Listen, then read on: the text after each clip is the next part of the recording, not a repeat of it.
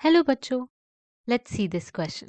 The question says pre-patent period in malarial infection is, and the options are option A, interval between inoculation and fever, option B, duration between inoculation and the start of blood cycle, option C, interval between two life cycles, option D, duration between repetition of fever.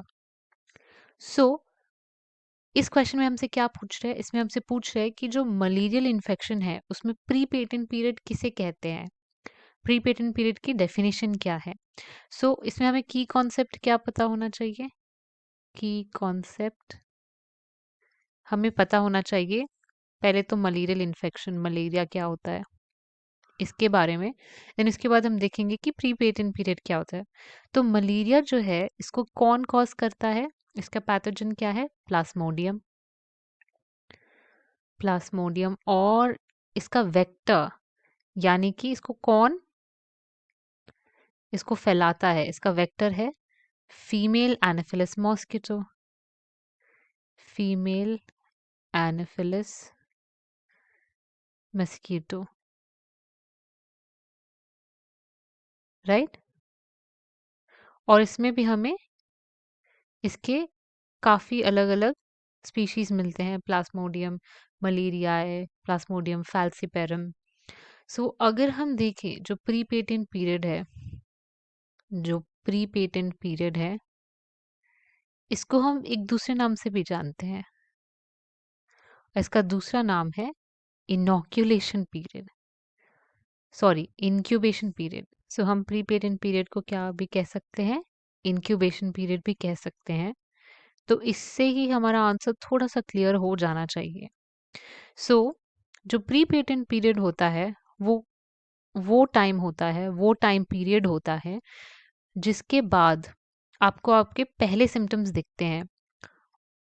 मतलब कि जब आपको infected female Anopheles mosquito आपको bite करे, उसके कितने दिनों बाद आपको उसके पहले सिम्टम्स दिखेंगे, इसको हम प्री पेटेंट पीरियड या फिर इंक्यूबेशन पीरियड कहेंगे.